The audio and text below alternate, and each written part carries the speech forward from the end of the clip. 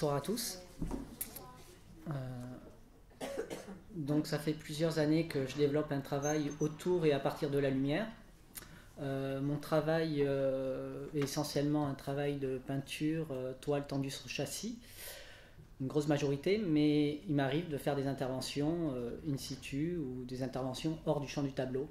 Donc à cette occasion justement dans ce village abandonné.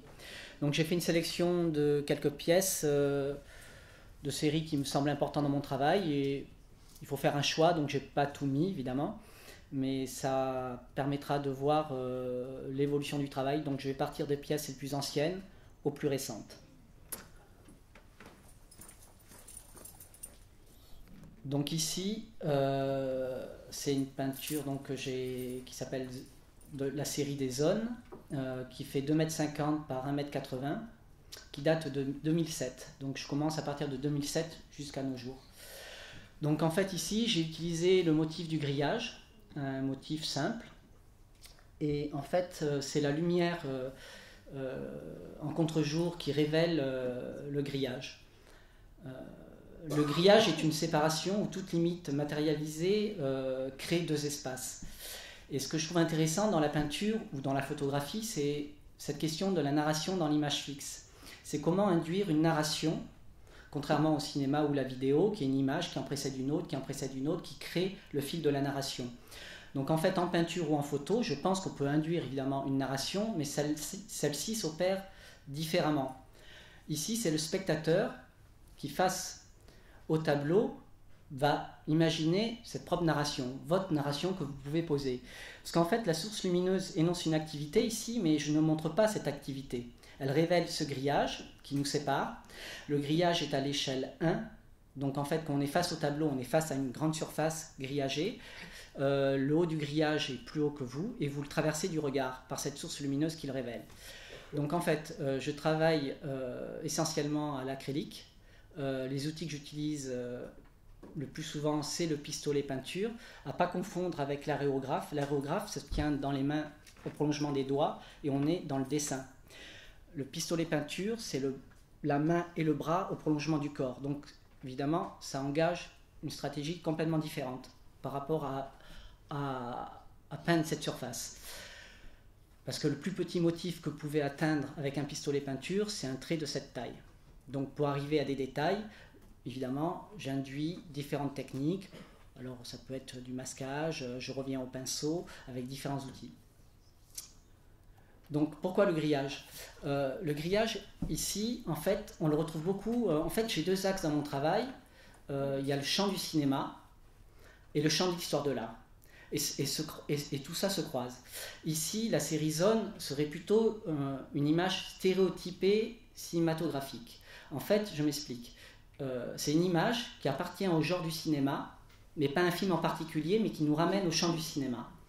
Et aussi par la technique que j'emploie. Ici, en fait, on ne retrouve pas les coups de pinceau, ni le pistolet. Tous ces outils contribuent à l'image, à la construction de l'image, mais on ne retrouve pas ni la trace du pinceau, ni la trace de l'outil de pulvérisation du pistolet. Du coup, on est proche à une peinture assez minimaliste. Une peinture minimaliste, c'est quoi? C'est souvent 2-3 couleurs maximum et une forme simple. En fait, ici, il y a plus de 3 couleurs, il y a une multitude de couleurs. Et la forme simple, qui est un grillage, une figuration, mais elle est assez schématique. C'est un losange, en fait. Et du coup, on est vraiment dans ce rapport d'une peinture plutôt minimaliste, parce que déjà, je me désengage par rapport au geste de l'artiste, du coup de pinceau, de ce fameux style de la touche du pinceau. Donc j'ai fait différentes séries avec différents éclairages. Ici on peut retrouver des sources lumineuses plutôt mécaniques, de type torche. Donc en fait ça fait encore écho au cinéma, mais aussi à l'image précédente que je vous ai montrée tout à l'heure, à l'actualité. Par exemple ici c'est des migrants à Lesbos. Le grillage, en fait, comme je disais, une séparation, et en fait, elle bouge au gré des conflits. Mais quand je peins, je ne peins rarement le sujet même. Ce que j'aime bien, c'est induire une activité par ces sources lumineuses, mais pas montrée. Du coup, ici, on est bien dans la disparition des corps. Derrière le grillage, vous pouvez imaginer ce que vous voulez. Est-ce qu'on est du bon côté de la frontière? Est-ce que c'est les promesses d'un monde meilleur de l'autre côté? Un nouvel Eldorado? Voilà. Et quand je parle d'image cinématographique aussi, c'est qu'en fait, on est proche de cette image projetée sur un écran de cinéma. Parce que en fait, j'utilise une toile polystère très très lisse et il y a très peu de matière de peinture. Et quand je commence mes peintures, je commence toujours sur des peintures noires mat. Donc évidemment, quand on apprend la peinture dans les écoles d'art, on vous apprend que monter en lumière, on commence sur du blanc. Ben ici, non, je commence sur du noir mat, une peinture qui absorbe la lumière. Et l'enjeu, c'est de monter en lumière tout en mettant un minimum d'épaisseur. Une autre avec des couleurs différentes, plus froides ici. Donc ici, c'est des toiles qui font 2 mètres par 3 à peu près.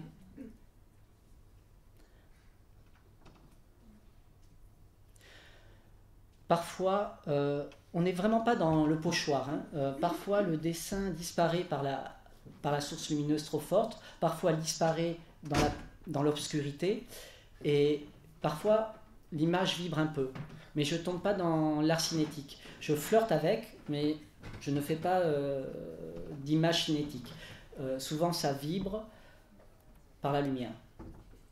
Ici, pour vous donner l'échelle, par exemple, là, on est vraiment face à 2 surfaces, donc le corps est vraiment face à un grillage à l'échelle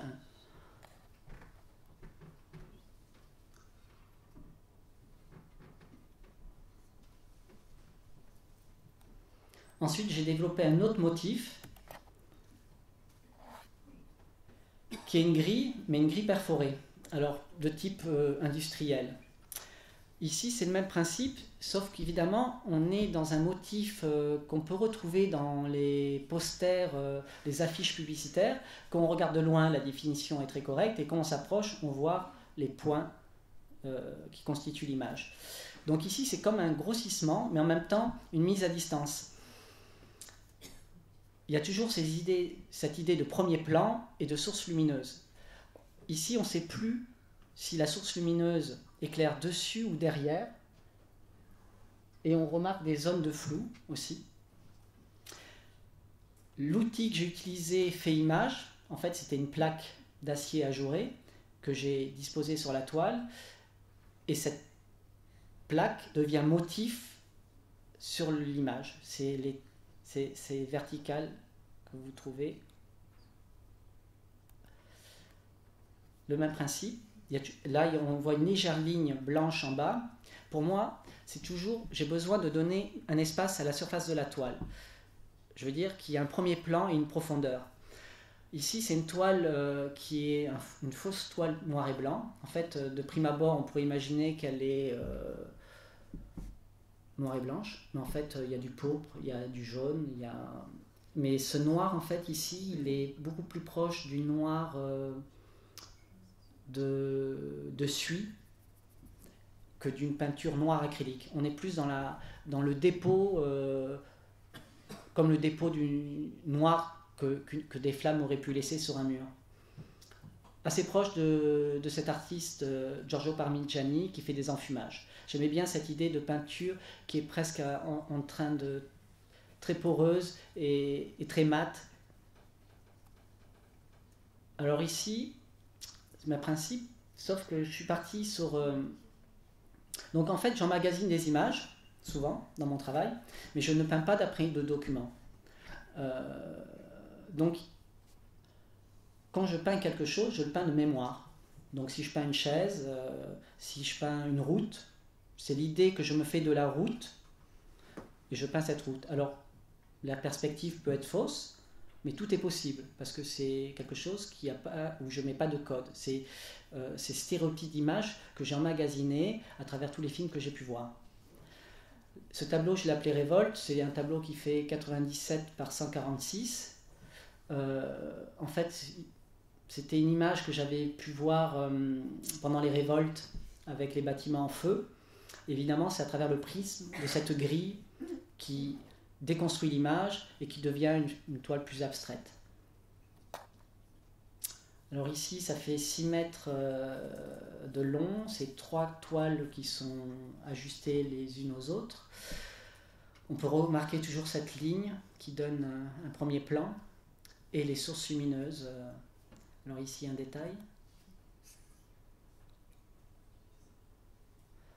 Voilà.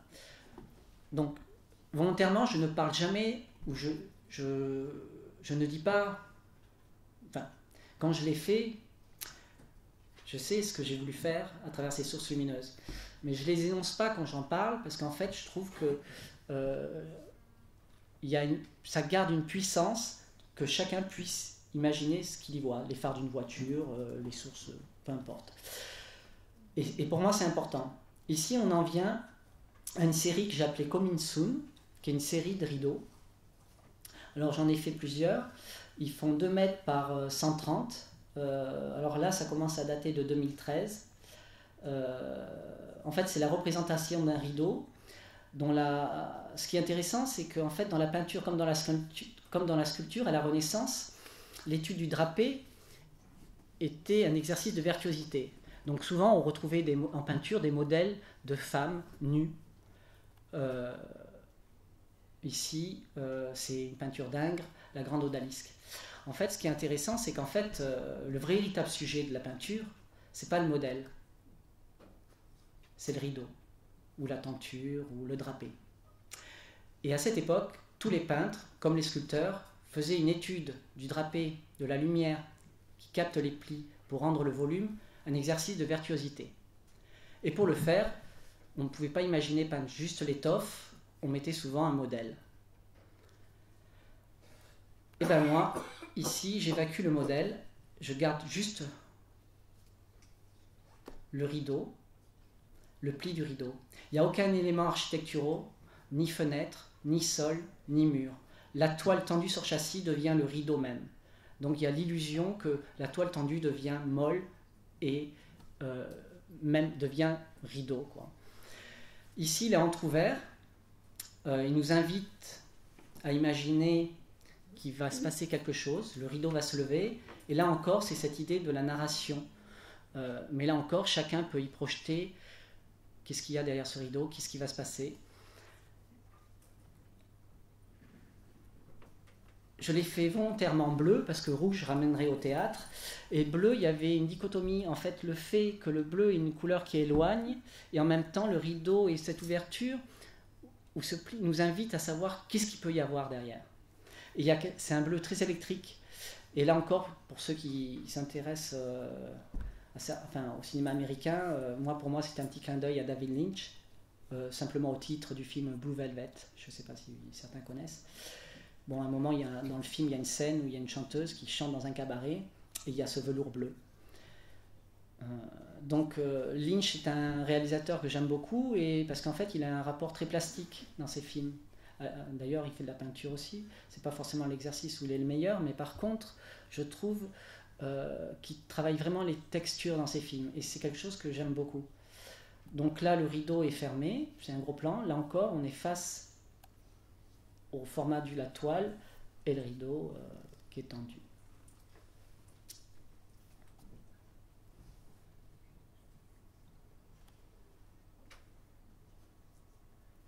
Alors ici, c'est un tableau que j'ai appelé 16 mm qui fait 2,20 m par 1,80 m. Alors là, on repart un peu en arrière, 2008. Alors ce qu'il faut savoir, c'est que toutes mes séries, même si, par exemple, la première série que je vous ai montré, les zones avec le grillage, je peux très bien en faire maintenant. Alors évidemment, je l'ai fait différemment parce que ma technique a changé, parce que mon regard et l'idée que j'ai du grillage a encore changé, et ils peuvent prendre d'autres formes. Alors ici, 16 mm, ça a à voir au format du projecteur 16 mm dans le cinéma, et on est face à une projection dans l'obscurité avant que le film commence. Et ce que je trouvais intéressant, là encore, c'est que je ne montre pas ce film ou une image de ce film, c'est juste cette projection du projecteur dans un espace noir qui révèle une forme, là encore, une toile qui peut être assez minimaliste et qui est très vibrante. Alors sur l'image on ne voit pas très bien, mais en fait il y a des petits traits comme des imperfections quand la pellicule passe, avant que les images arrivent. Donc j'en ai fait de différentes tailles et de différentes luminosités. Ça questionne encore cette idée de narration.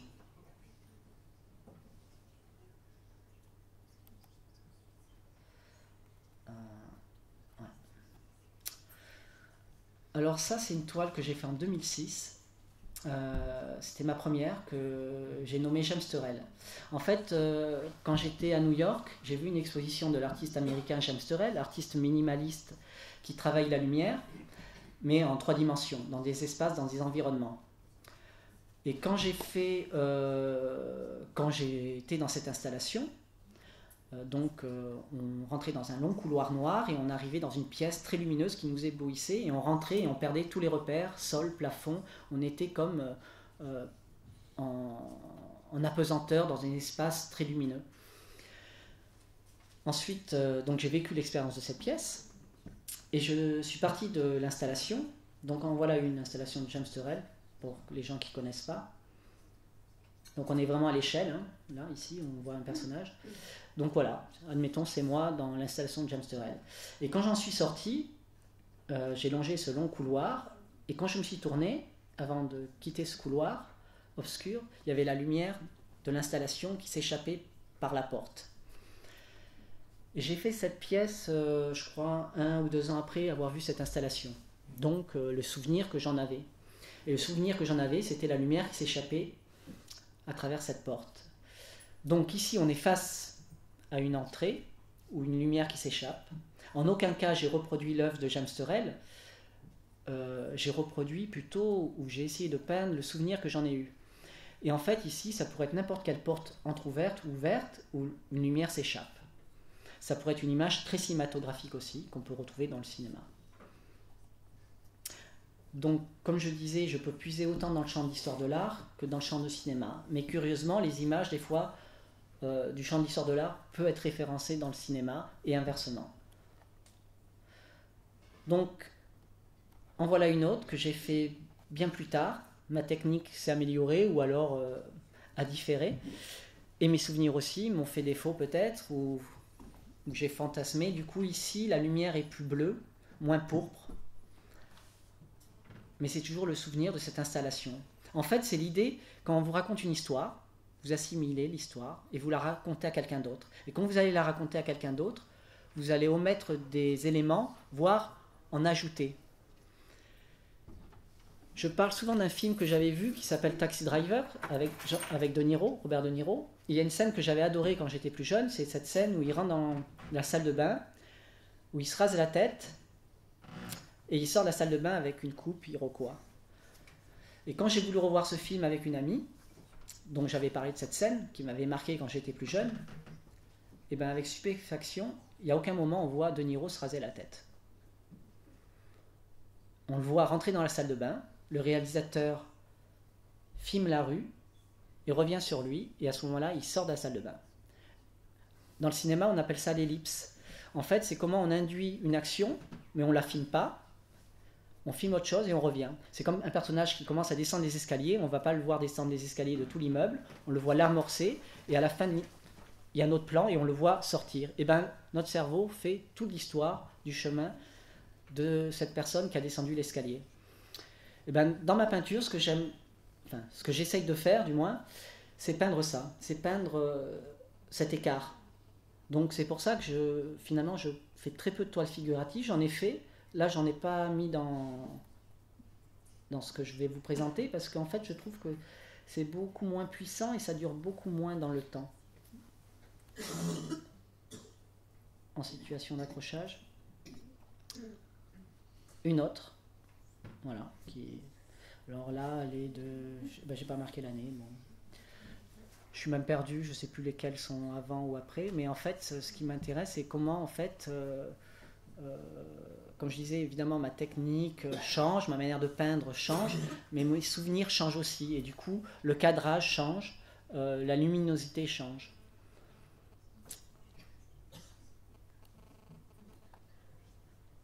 Donc ici, on est dans une série que j'appelle Dan. Alors pour ceux qui connaissent les artistes américains, dont il y avait James Turrell, mais il y a aussi Dan Flavin. Et Dan Flavin est un artiste qui travaille le tube, je sais pas comment on appelle, comme les tubes qu'on a dans, qui est clair, les néons, voilà. Mais pas de tubes néons qu'on dessine les écritures, hein, c'est qu'on achète, qui sont déjà souvent, ouais, voilà. Et il fait des environnements comme ça. Alors c'est très calibré, vous rentrez dans des espaces, puis dans d'autres. Votre rétine mémorise une couleur, vous rentrez dans une autre espace, du coup, votre couleur que vous avez gardée dans la tête ou dans les yeux modifie la couleur précédente, et au bout d'un moment, la couleur change encore. Donc il y a vraiment des expériences assez intéressantes. Mais ce qui m'intéressait, c'est que quand j'ai commencé à développer cette série que j'appelle Dan, en fait, j'avais vu encore une expo, comme quoi il faut aller voir les expos, de cet artiste, et il y avait un dysfonctionnement du néon. Donc ça grésillait. Et curieusement, cette pièce minimaliste bah, était ramenée à une vulgaire enseigne, comme dans les films, où pour donner une atmosphère, il y a le néon qui crépite comme ça. Et c'était assez curieux parce que, bon, évidemment, ça n'a pas duré longtemps. Il y a des techniciens qui sont venus pour régler le problème. Mais en fait, c'est ce que j'ai retenu dans l'expo, même si c'était une très belle expo. C'est ce dysfonctionnement, ce néon qui crépitait, qui grésillait. Parce que cette pièce qui était minimaliste et très conceptuelle devenait finalement fragile et amenait pour moi une autre histoire, me ramenait au champ du cinéma, encore une fois. Du coup, j'ai commencé à faire cette peinture. Là encore, de mémoire, je ne sais pas si l'écart, la largeur des tubes que je peins et l'écart que je leur mets n'ont rien à voir avec l'écart ou l'épaisseur des tubes de Dan Flavin. Donc c'est une série comme ça, que les pièces sont autonomes, mais que j'ai montré ensemble. Et là, on commence à voir les noms comme s'ils tombaient, les tubes, qui créent une autre composition. Voilà. Donc Dan 1, Dan 2, Dan 3, une autre. Alors comme je disais, je travaille toujours sur des fonds noirs mat. Donc souvent, il y a un équilibre entre le fond et les images, les tubes de lumière, enfin la lumière que je travaille. Mais donc la difficulté, c'est vraiment de monter en lumière sans arriver à mettre une épaisseur. Je veux vraiment arriver à quelque chose de très fin. Et pour ça, je travaille avec des toiles polyester qui sont des toiles qui n'ont aucun grain, qui est pas du coton, qui est un mélange avec du coton, mais qui est très très lisse. Alors ici, j'ai réuni mes deux artistes préférés, donc Dan Flavin et James Turrell, deux environnements que j'ai complètement fantasmés, que j'ai mis. Alors c'est deux couleurs complémentaires hein, qui se font face, c'est comme une battle en fait, hein, et qui deviennent une composition comme ça. Alors pour le coup, je l'ai appelé sans titre. Voilà. Donc ça fait 2,50 m par 1,80 m.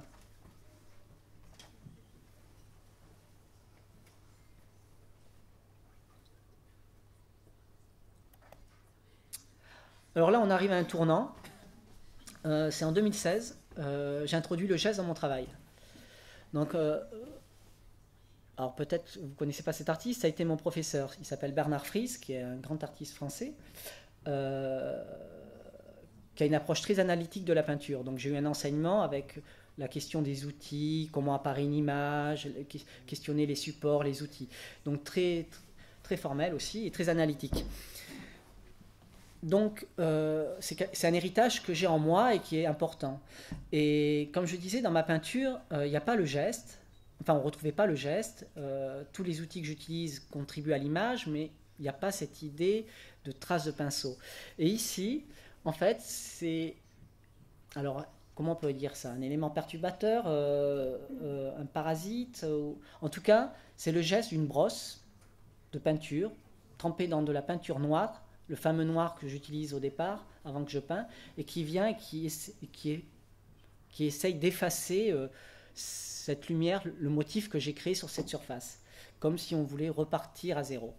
Et du coup, ce motif de la brosse de peinture qui se décharge sur la toile, je réintroduis le geste dans ma peinture, le geste de l'artiste.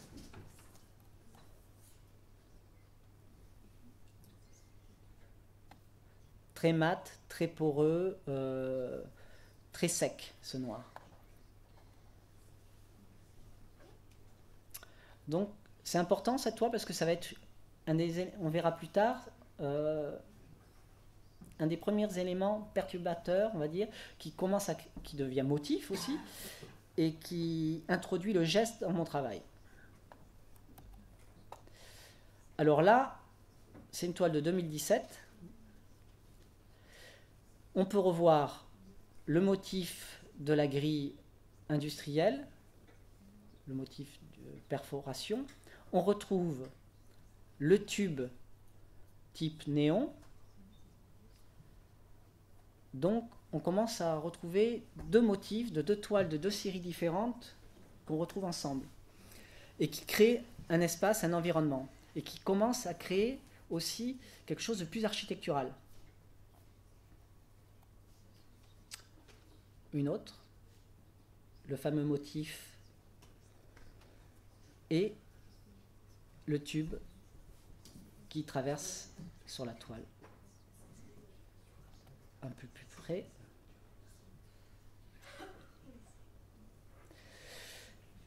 En fait, j'aime bien créer... Parce qu'en fait, une toile, c'est une surface plane, évidemment. En fait, je ne crée pas vraiment des perspectives, des fausses profondeurs. On ne sait plus vraiment si c'est devant, derrière. Bon, là, on voit bien que le motif est devant et qu'il y a un deuxième motif derrière. Mais on ne sait pas la profondeur. Bon, là, sur les images, c'est difficile parce que le noir que vous voyez, il n'est pas noir partout. Il y a des nuances, il y a des profondeurs. Et du coup, parfois, on a l'impression qu'on pourrait rentrer la main dedans. Alors, voilà, une autre. Alors, là, on retrouve le motif perforé, le tube néon et le motif des plaques d'acier que j'utilise, qui sont perforées, qui créent ce motif. Donc, on retrouve le motif que je cachais jusqu'à présent, qui fait image, le motif de la grille, donc de la grille elle-même et du motif de la grille, et du tube, et qui crée une surface comme ça avec des plans différents et des profondeurs. Pour l'échelle, voilà. Et là, on va arriver à un autre tournant dans mon travail.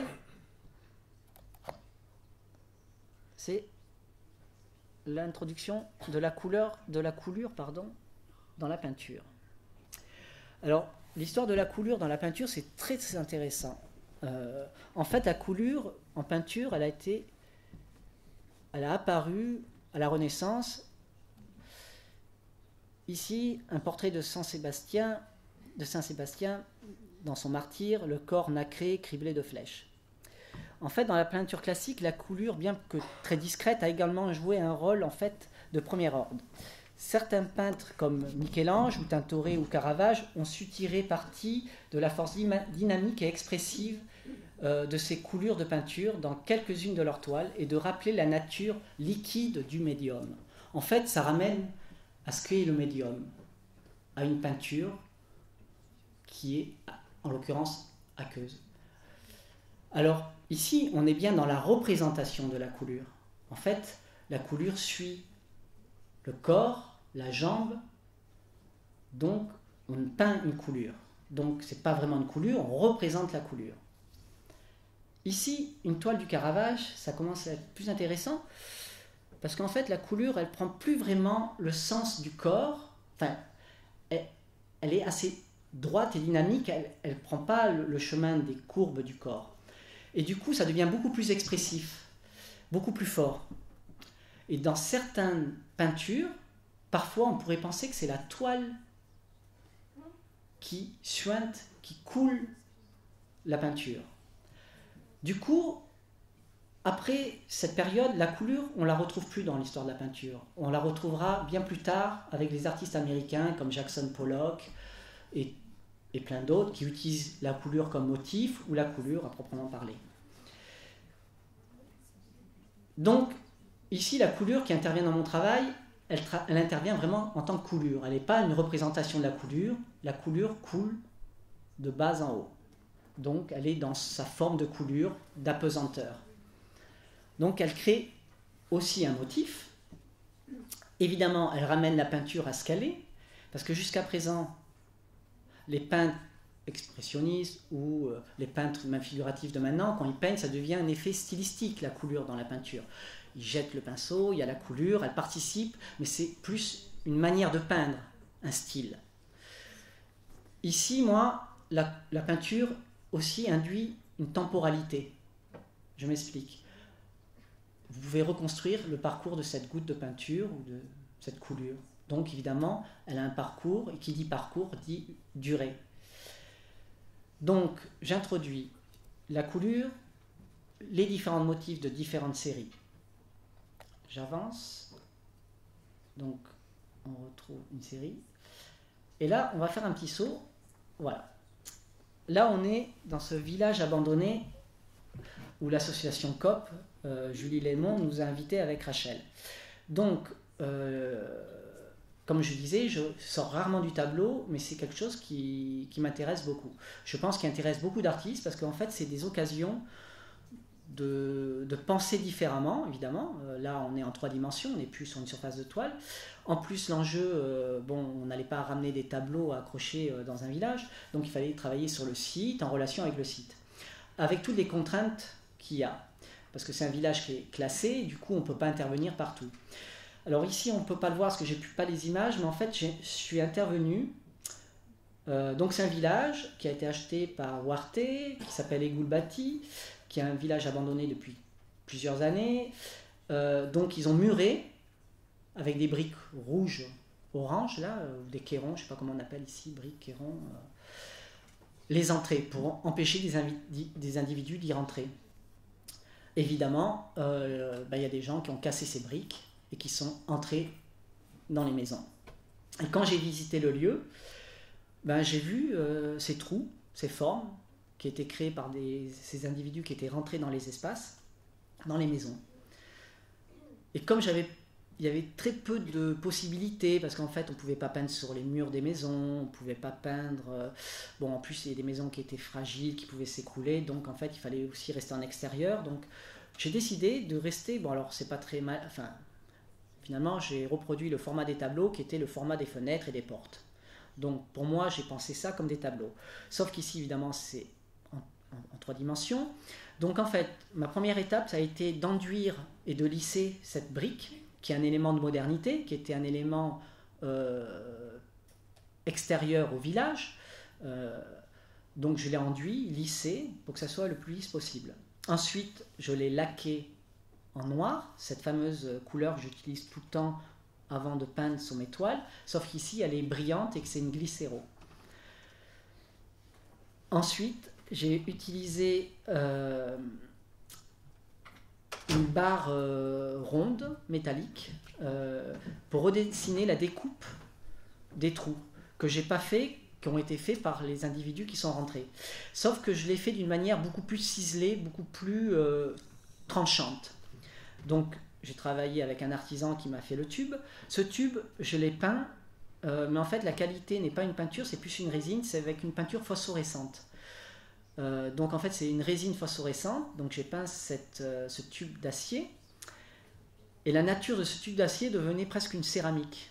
L'aspect, quand on le regarde à la lumière, ça devient comme une céramique. Donc le jour, on voit ces ouvertures, très brillantes, la surface, avec cette découpe jaune-vert, parce que la peinture phosphorescente est jaune-verte. Alors évidemment, cette peinture phosphorescente, elle se charge en lumière toute la journée et la nuit. Donc on voit avec les... Donc c'est important. On voit des graphes et des tags sur les maisons, dans les maisons, mais il y en avait aussi sur les briques. Donc je les ai effacés quand j'ai peint. Mais il y avait aussi, donc on revoit les gravats qui montrent encore cette narration. On imagine très bien les gens cassés, il y a les gravats au sol, voilà, pour s'introduire dans les maisons. Donc ces maisons ont eu différentes histoires. Bon, je ne vais pas toutes les raconter, mais il y a eu plusieurs personnes différentes qui sont rentrées. Bon, après, des gens temporaires, des gens d'une manière plus longue. Et voilà la nuit, ce que ça donnait. Donc, c'est pas du néon, hein, c'est bien du tube peint, phosphorescent. Donc, les enjeux pour moi étaient un village abandonné sans électricité, sans eau. Bon, peut-être l'eau au ruisseau, mais en tout cas, pas d'eau courante, pas d'électricité. Je voulais ne pas amener d'éléments autres que des éléments que je pouvais amener avec moi. Donc, il y a eu un premier travail qui a été fait à l'école des Arts de Bayonne, que je remercie, qui nous ont accueillis pendant un mois pour réaliser les pièces sur place. Donc je profite de remercier l'école d'art. Donc le seul travail que j'ai fait hors du village, c'était le travail avec l'artisan pour faire la structure en acier et les peindre. Ensuite, on les a ramenés sur place et j'ai fait tout le travail dans le village. Donc j'ai trouvé cette idée de narration que je vous ai parlé à travers les zones, à travers les rideaux. Ce que je trouve intéressant, c'est que par exemple, vous vous baladez dans la rue, vous voyez des immeubles. Ces immeubles sont éteints, toutes les fenêtres sont éteintes, mais il n'y en a qu'une petite fenêtre qui est éclairée. Ben, votre regard va se poser sur cette fenêtre éclairée, automatiquement. Mais l'inverse marche aussi. Si l'immeuble est tout éclairé et qu'il y a une fenêtre qui est éteinte, ben, curieusement, votre regard va se porter sur la fenêtre qui est éteinte. Pourquoi elle est éteinte? Et dans l'autre cas, pourquoi elle est éclairée? Qu'est-ce qui se passe? Chacun peut imaginer. Alors moi, je vous parlais de fenêtres sur cour, parce que je suis mon rapport au cinéma, mais chacun peut imaginer ce qu'il veut. Un couple qui fait l'amour, un meurtre, ou rien du tout, une famille qui mange, peu importe. En fait, c'est cette idée de narration. Et l'idée, pour moi, dans ce village abandonné, c'était de réactiver une narration, une autre activité. Eh bien, je l'ai énoncée, comme je le fais dans mes peintures, par une source lumineuse. Sauf qu'elle n'est pas électrique, elle est par cette peinture qui se charge en lumière, qui la restitue la nuit.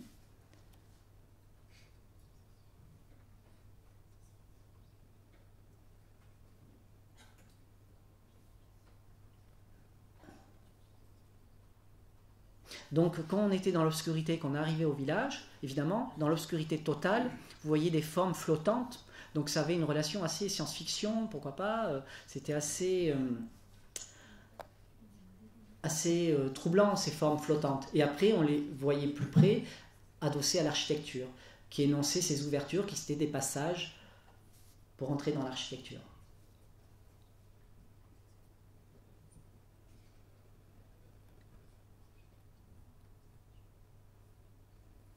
Voilà.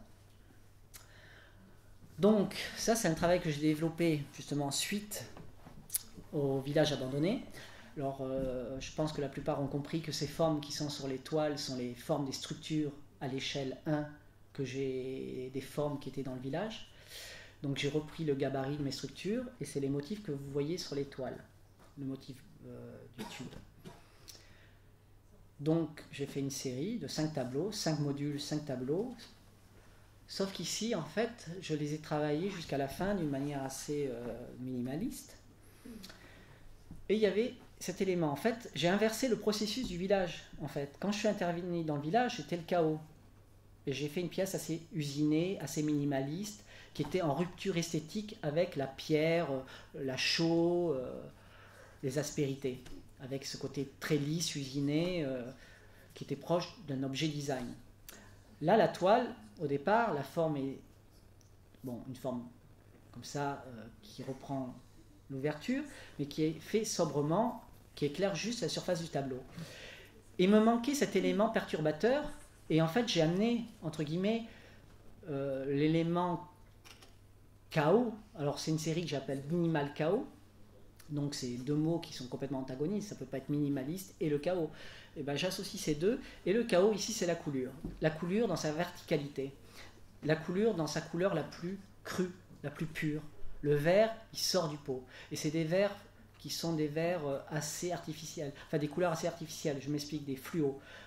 Rose fluo, vert fluo, assez pur. Voir le noir aussi, le fameux noir, qui essaye de reprendre le dessus par rapport le fond qui repasse dessus.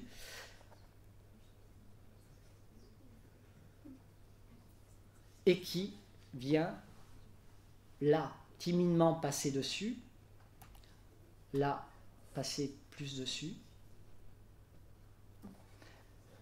Là, on ramène la peinture à ce qu'elle est, à son côté liquide.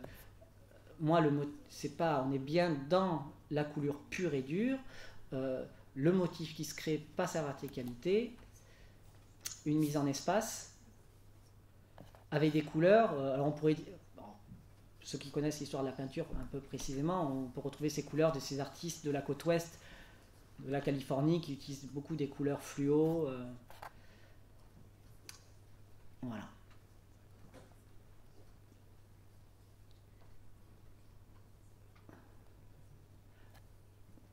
la structure à totalement disparaître.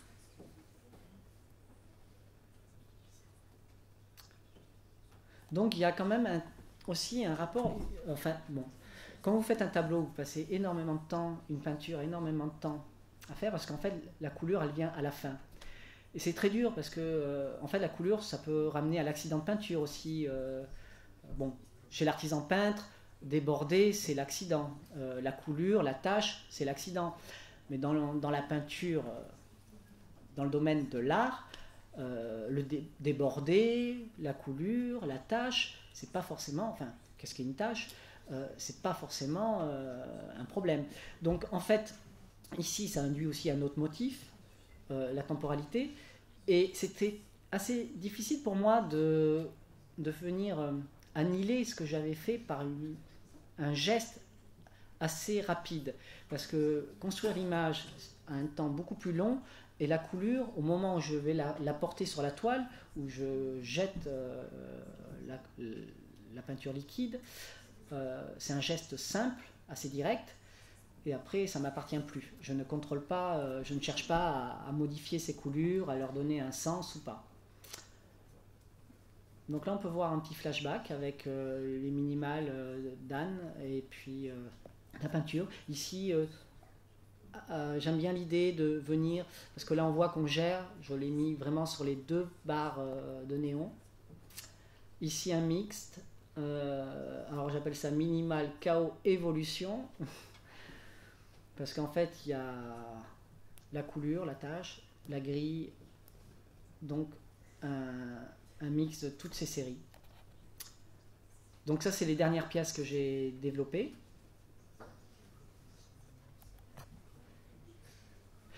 Alors, franchement, je ne sais pas si ça rend enfin, je pense que pour beaucoup d'artistes, pour la peinture, c'est très dur en photo, mais sincèrement, dans mon cas, c'est vraiment très, très ingrat. Parce qu'en fait, vous perdez vraiment déjà une vibration. Là, par exemple, on perd vraiment une profondeur. Cette tache, elle vient dessus, mais on dirait qu'elle passe par derrière et qu'elle repasse devant. Et là, on ne ressent pas. Et puis ce côté très vibratoire.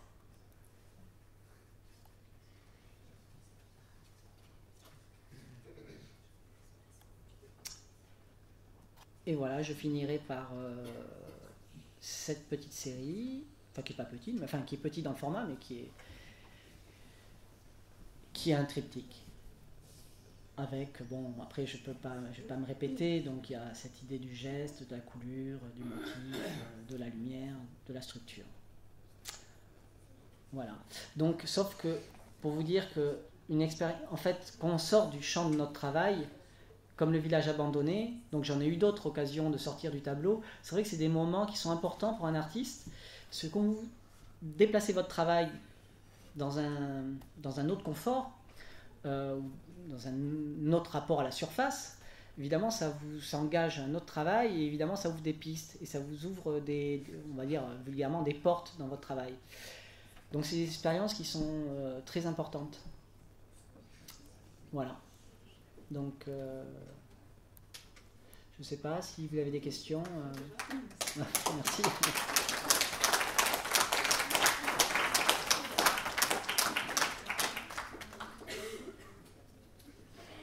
Vous avez des questions?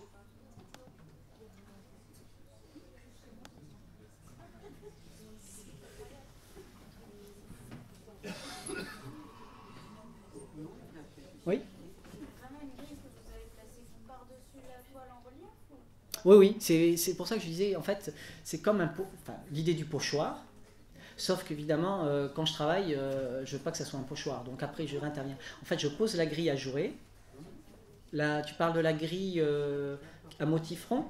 Ouais. Donc c'est les grilles industrielles qu'on retrouve, qu'on utilise pour le sol ou pour les barrières, donc, ou pour même les plafonds dans certains cas. Donc en fait, c'est une grille que j'utilise, que je mets sur la toile dans un moment du travail, où je crée le motif. Simplement ça devient un vulgaire motif, enfin dire comme un pochoir, et l'enjeu c'est pas d'être dans le pochoir, donc je retravaille dessus, et en fait c'est jamais tranché comme un pochoir, c'est vraiment l'image, elle est désagrégée, elle est vibrante, en fait. C'est pas comme une image découpée, c'est pas des petits ronds découpés, ils sont ni posés dessus la toile, ils sont devant, derrière, comme ça vibre.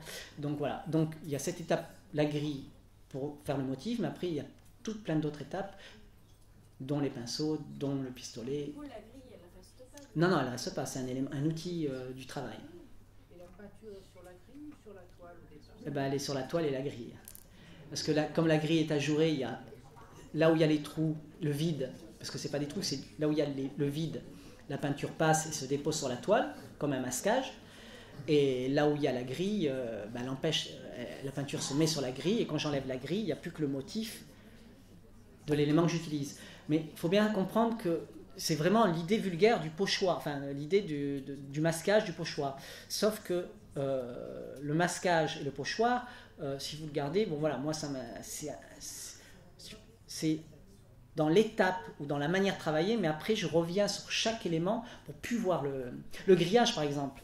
C'est intéressant parce qu'en fait, le grillage, il est pas posé sur la toile, il est rongé par là où il y a trop de lumière, le grillage disparaît, il est rongé, c'est vraiment quelque chose d'évanescent. Toutes mes peintures sont assez évanescentes, atmosphériques on va dire. Donc il y a vraiment ce rapport-là, je suis vraiment dans la peinture. Donc on ne voit pas un masquage de grillage ou un pochoir de grillage. Quoi. Voilà. Le grillage, vous le dessinez vraiment ou vous le posez aussi? Là je le pose aussi. Oui. Tu parles comme, tu cites les références du cinéma et de l'histoire de l'art, et pas du tout de la peinture à la bombe, aujourd'hui par exemple. On est quand même dans un vocabulaire... Parce qu'en fait, bon, la peinture à la bombe, moi je peins... le pistolet... Ouais, non, mais d'accord, on est d'accord. C'est une peinture, à un moment, elle est atmosphérique. En fait, ce que je veux dire, c'est que c'est vrai, il y a contrairement au pinceau, il faut qu'il y ait contact pour qu'il y ait trace. Le pistolet, entre autres, quand vous appuyez, bon, la peinture, elle sort de l'outil, et à un moment, elle est dans l'espace, et elle se dépose sur la toile. Sauf que, évidemment, c'est une composante qui est importante dans mon travail, mais je reviens inlassablement avec d'autres outils, je touche la toile de plein de manières et de différentes manières. Déjà, cette image est importante parce qu'en fait, on peut voir peindre à la verticale ou à l'horizontale, c'est deux choses différentes aussi. Si vous peignez à l'horizontale, il n'y aura jamais de coulure, on est d'accord. Ce qui permet la coulure vous permet de ramener la toile à la verticalité, à vous montrer comment vous abordez la toile. Mais j'en reviens à la question, c'est que finalement, les peintures, Katharina Krosse par exemple, qui peint au pistolet peinture, qui est une artiste, je crois allemande, Katharina Krosse, qui peint au pistolet, elle montre le motif du pistolet. Elle intervient dans des espaces et elle peint l'espace, mais elle peint le geste. Donc vous voyez le geste du pistolet, du motif, et ça crée des motifs, des environnements. Je ne parle pas, alors je vais venir à répondre peut-être à ta question, je ne parle pas des peintres en bombe, parce qu'en fait, c'est pas des questions que je me pose. Pourtant, dans les effets de la lumière ou du rapport à la photographie qu'il peut y avoir, ça peut évoquer, alors, et certainement d'une manière plus abstraite que les muralistes contemporains, mais il y a des effets qui peuvent... oui, alors si on parle...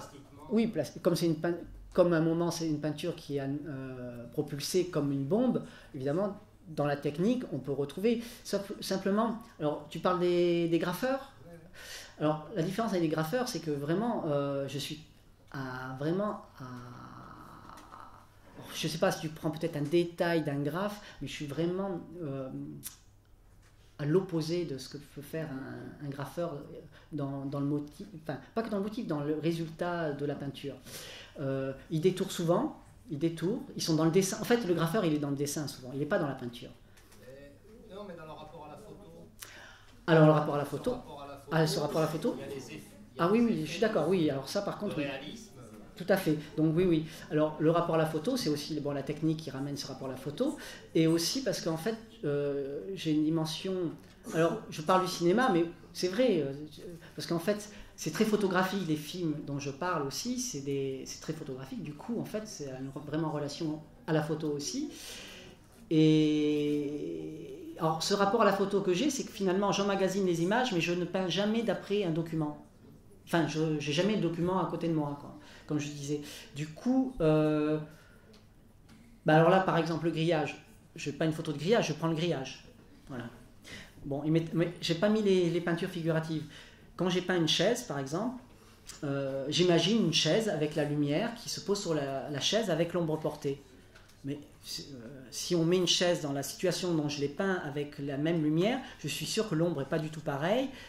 Mais c'est pas ça qui m'intéresse. C'est pas la bonne perspective. En fait, dans Lynch, par exemple, 80% des films de Lynch sont dans le rêve.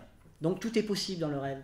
Tu peux voler, tu peux voir une sorcière sur un balai à un moment dans le film, parce qu'en fait, il n'y a pas de règles dans le rêve.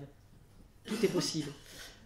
Que dans la partie réelle, il y a des codes, et du coup, le fait de ne pas me référer par un document et de peindre par un document, je m'affranchis de ces contraintes, en fait. Et du coup, si quelqu'un me dit « Ah oui, mais la perspective n'est pas juste », mais on s'en fout, quoi. Parce que ça se passe pas là, en tous les cas. Voilà.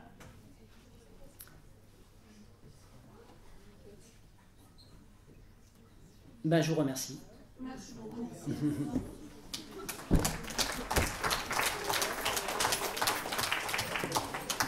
Avant de finir, je voulais juste vous inviter à nous retrouver le 25 mars au Centre d'Art Wartec.